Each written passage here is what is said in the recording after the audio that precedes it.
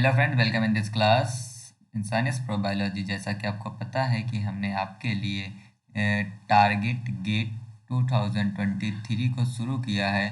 और इसमें भी जैसे कि मैंने टिफ़र के पीवाईक्यू को डिस्कस किया था जनरल साइंस के, उसी तरह हम इसमें भी पीवाईक्यू पहले डिस्कस करेंगे, वो भी किसके, जनरल एप्टीट्यूड के, जो कि आपके 15 मार्क्स रखता है। तो उसमें आज हम इस वीडियो में जो सिलेबस है उसको डिस्कस करने जा रहे हैं। उसको सिलेबस को देखने जा रहे हैं कि उसका सिलेबस क्या है। ये इसलिए देखने जा रहे हैं क्योंकि आपको सिलेबस से ये पता होगा कि कितना सब्जेक्ट आपने आपने कंप्लीट कर रखा है, क्या आपने नहीं किया है, या कौन आपका सबसे सरल है, या क्या आपका स्ट्रॉन्ग पॉइंट है, क्या आपका वीक पॉइंट है। तो यह इससे आपको पता चलेगा। दूसरा, गेट ने जो है वो सिलेबस के साथ कुछ सैम्पल पेपर्स को भी उन्होंने दे रखा है, उसको भी हम विद आंसर डिस्कस करेंगे और कुछ हम मेथड्स यहाँ पे सीखेंगे। फॉर एग्जांपल, जनरल एप्टीट्यूड का सिलेबस सभी के लिए सेम होता है। चाहे आप किसी भी पेपर कोड से आप एग्ज़ाम दे रहे हो, या आपका बीटी हो, ईवाई हो, सिविल हो, या केमिस्ट्री हो, फिजिक्स हो, किसी के लिए भी अगर है, बट इसका जनरल एप्टीट्यूड का जो सिलेबस है वो सेम होता है। और इनका जनरल एप्टीट्यूड मेन रूप से 4 सेक्शंस में बटे होते हैं। इनका सिलेबस जो है 4 सेक्शन में है। पहला जो है वो आपका वर्बल एप्टीट्यूड है।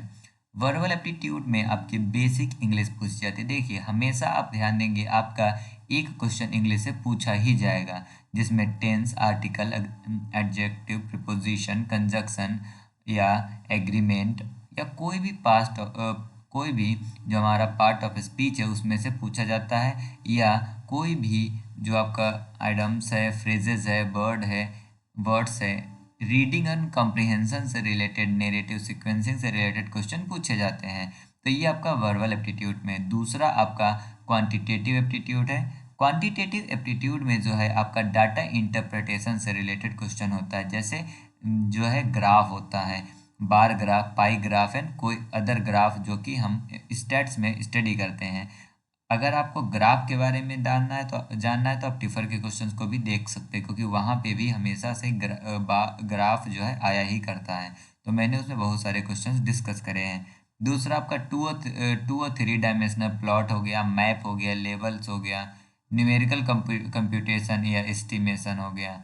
एस्टिमेशन में आपका ratio, percentage, power, exponent, log, permutation and combination, series, mensuration and geometry, elementary statistics and probability.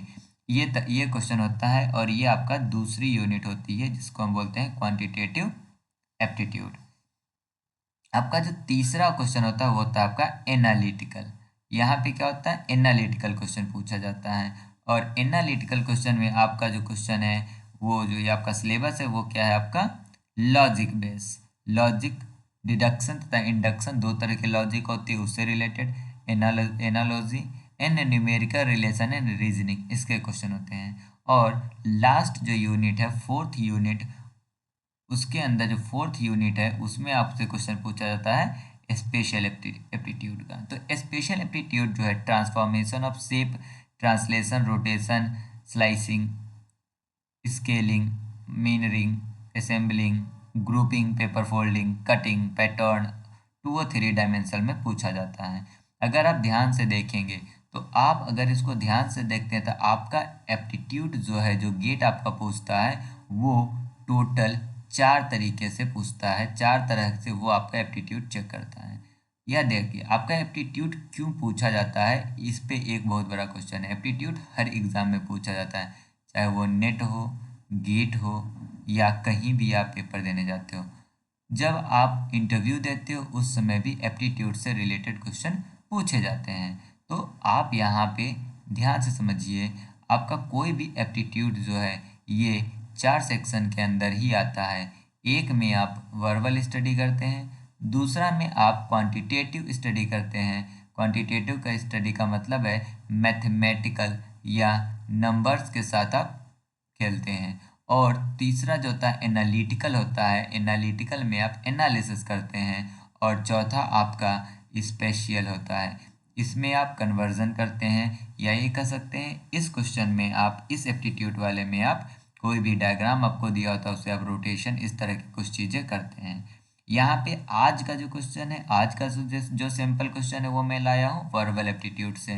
बाकी जो आपका चारों है, इन चारों पे आईआईटी कानपुर ने जो है आपको दे रखा है कि सिंपल क्वेश्चंस कौन सा है, तो उसको भी हम यहाँ पे डिस्कस करेंगे। तो चलिए हम पहला क्वेश्चन को रीड करते हैं। हमने आपको पहले बता रखा है कि एग्जाम के समय आपको जो मेथड अप्लाई करना है वो एलिमिनेशन मेथड अप्लाई करना है, मतलब ऑप्शंस को एलिमिनेट करना है। यहाँ पे पहला क्वेश्चन दे रखा है कि एक सूटेबल सेंटेंस बताना है ग्रामर और यूज के हिसाब से, ठीक है। तो ग्रामर और यूज के हिसाब से यहाँ पे देखिए, I will not leave the place, I will not leave the place the minister does not meet me. तो दोनों तरफ यहाँ पे निगेटिव आया हुआ है, तो इसको एलिमिनेट कीजिए। यहाँ पे है आई will not leave the place until the minister does not me, ये दोनों सेम ही चीज़ है, इसमें से बस डज नॉट को इन्होंने शॉर्ट में लिख रखा है। ये देखिए, I will not leave the place until the minister meet me, यहाँ पे विल नॉट है, यहाँ पे आपका प्रेजेंट टेंस, मिनिस्टर जो है एक आए हैं, क्योंकि मिनिस्टर्स नहीं लिखा है, मिनिस्टर एक आए हैं, तो इसके लिए आपका यहाँ पे मीट नहीं होगा। तो जैसे यहाँ पे देखिए, दो क्वेश्चन से आपको समझ में आ गया है कि एस और ई एस लगेगा, प्रेजेंट टेंस होगा, क्योंकि यहाँ पे आपका क्या है, फ्यूचर टेंस है। तो फ्यूचर टेंस है, और तो फ्यूचर टेंस है तो दूसरी वाली सेंटेंस आपकी प्रेजेंट टेंस होगी। प्रेजेंट टेंस में एस या ई एस लगेगा, तो वो आप यहाँ से हिंट ले सकते हो, मिनिस्टर के साथ डज हो रहा, मतलब मिनिस्टर के साथ यहाँ एस लगेगा। तो correct answer for this question is D होगा। चलिए दूसरा क्वेश्चन देखते हैं।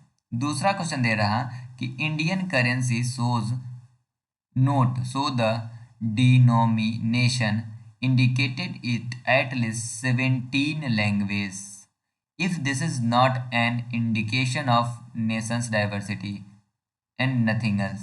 जो आपका 17 लैंग्वेज है, ये ना ही नेशन की डाइवर्सिटी को दिखा रहा है ना ही कुछ और, तो हमें लॉजिकली बताना है इसमें से कौन सा सही है। जब ये डाइवर्सिटी को नहीं दिखा रहा या अदर कुछ नहीं दिखा रहा, तो ये आपका होगा ही नहीं कि एग्जैक्टली 17 तो एग्जैक्टली और ओनली ये दोनों नहीं होगा। हमने आपको बताया है कि एमसीक्यूज में ओनली, एग्जैक्टली, ऑलवेज इस तरह की चीज़ें यूज़ नहीं करी जाती है। क्या अगला लिखा है, Indian currency not have sufficient space for all the Indian language. नहीं, ऐसा कुछ नहीं है कि इंडियन करेंसी जो होती है वो इंडियन लैंग्वेज में सही से फिट हो जाए, दैट इज़ नॉट गुड। तो अगला क्या हमारा, linguistic pluralism is strong evidence of Indian currency, या यही आपका से बच भी रहा है लास्ट में, इसलिए यही आपका इस क्वेश्चन का आंसर होगा कि जो हमारा इसका ये जो 17 आपके लैंग्वेज हैं, ये लैंग्वेज इंडियन डाइवर्सिटी का एक एविडेंस है, सिर्फ इंडिकेटर नहीं है ये, दैट इज द प्रूफ या एविडेंस है। ओके, चलिए हम क्वेश्चन नंबर 3 देखते हैं। क्वेश्चन नंबर 3 क्या है, the unruly crowded demanded that he accused be, यहाँ पे एक्यूज्ड है, एक्यूज्ड बी है विदाउट ट्रायल, तो हैंगिंग ये हार्किंग नहीं होगा, हुंग भी नहीं होगा, ये आपका क्या होगा, हैंग्ड। तो इसका आंसर क्या है, हैंग्ड है। बाकी अगर आपको इंग्लिश ग्रामर से रिलेटेड क्वेश्चन चाहिए होगा तो आप हमें बताइएगा, हम उस पर वीडियो बना के आपको दे देंगे। ये देखिए, Archimedes says give me a lever long enough and the fulcrum on which to place it and I will move the word the sentence. यहाँ पे देखिए, यह आपको साफ साफ नजर आ रहा है कि यह कोई हाइपोथेटिकल सिचुएशंस है, इसलिए आपका लिटरल नहीं होगा, कोलेट्रल नहीं होगा, और इसका मतलब होता है मूर्ति, तो ये भी नहीं होगा, तो ये क्या हमारा फ्यूगरेटिव है। This statement is the figurative statement. तो इसके लिए आपकी क्या वोकेबलरी बहुत अच्छी होनी चाहिए। अगर वोकेबलरी आपकी अच्छी है तो आपके लिए ये क्वेश्चंस इजी होते हैं, इस तरह के क्वेश्चंस इजी होते हैं। अगर आपकी अच्छी नहीं है तो ये चैनल आपकी अच्छी कर देगा, इसलिए आपको क्या करना, इस चैनल को सबसे पहले सब्सक्राइब करना होगा, बेल आइकन को हिट करना होगा। Thank you for watching this video. अगर आपने मेरे पुराने वीडियो नहीं देखे हैं तो आप जाइए उस वीडियोज़ को भी देखिए। Thank you.